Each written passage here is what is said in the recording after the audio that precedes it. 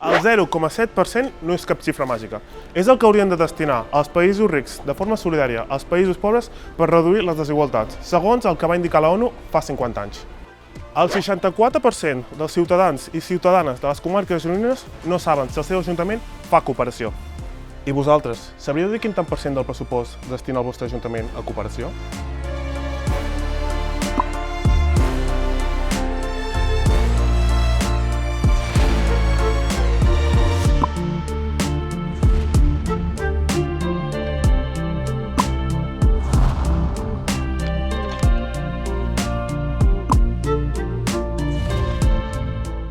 Creieu que és important que els vostres ajuntaments destinen recursos a la cooperació com a via de desenvolupament?